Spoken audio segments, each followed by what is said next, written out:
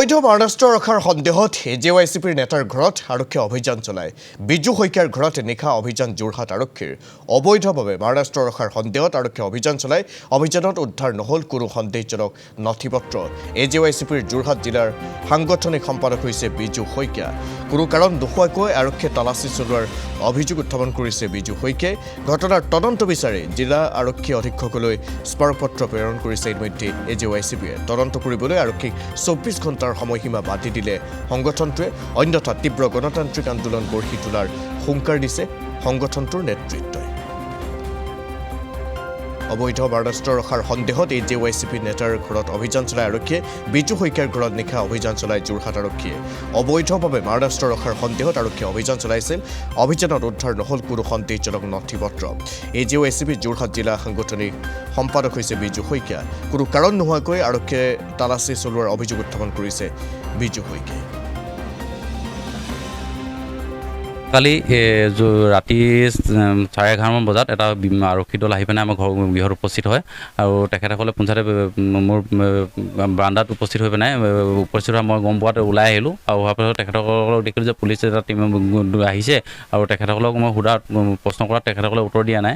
কিন্তু যেতিয়া মই মোবাইলটো লৈ ল'লোঁ নহয়, মোবাইলটো যেতিয়া উলিয়াই লওঁ তেখেতসকলক কিন্তু আক্ৰমণমূলক এটা ব্যৱহাৰ কৰিবলৈ মোৰ আৰম্ভ কৰিলে আৰু মই হতাহতি কৰি মোৰ মোবাইলটো কাঢ়ি ল'লে।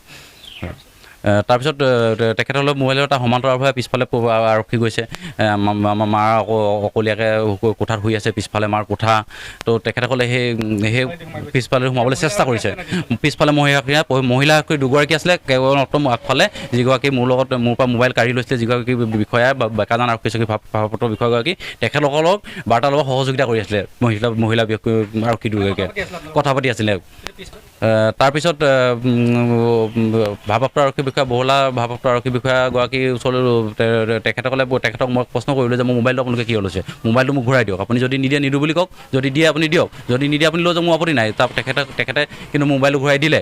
তাৰপিছতে উচ্চ পৰ্যায়ৰ বিষয়া যিজন DSP বিষয়াগৰাকী আহিলে, তাৰপিছত তেখেতসকলে কৈছে যে মই এনেকৈ আপোনাৰ আৰ্মছৰ ইলিগেল আৰ্মছৰ কিবা সূত্ৰৰ পৰা ইনফৰ্মেশ্যন পাই পিনে তেখেতে আমাৰ ঘৰত চাৰ্জ কৰিবলৈ আহিছে। মই ৱেলকাম জনাইছোঁ তেখেতসকলক, চাৰ্জ কৰক, যিহেতু আমি সচেতন ব্যক্তি। কিন্তু নীতি বহিৰ্ভূতভাৱে তেখেতসকলক কৰিবলৈ আচলতে মই অনুমতি প্ৰদান কৰা নাই। হ'লে তেখেতে নীতিবহিৰ্ভূতভাৱে কৰি এই আইন উলংঘা তেখেতসকলে কৈছে। আচলতে তেখেতসকলে আইনখন সুৰক্ষা দিব লাগে নে তেখেতসকলে আইনখন উলংঘা কৰিব লাগে?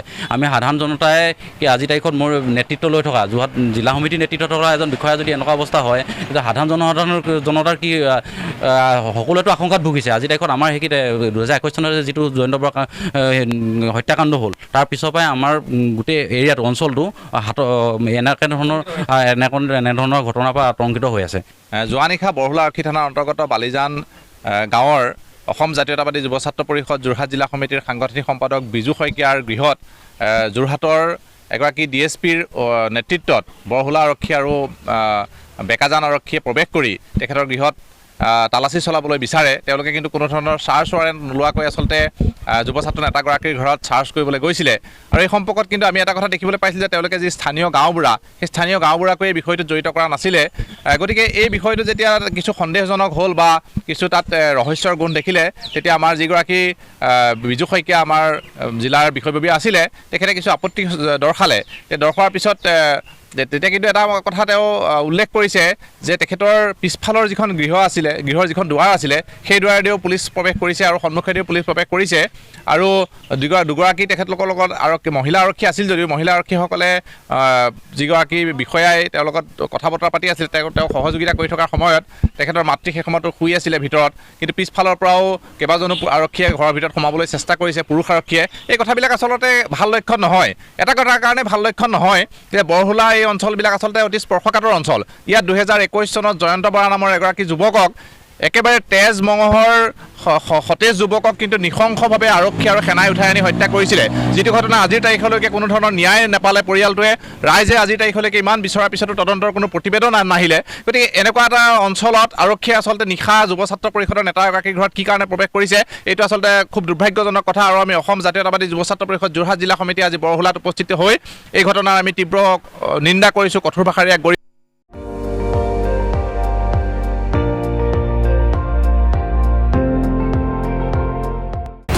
আপুনি চাই আছে ND24, সৰ্বশ্ৰেষ্ঠ নহয় সৰ্বোত্তমৰ দৌৰ।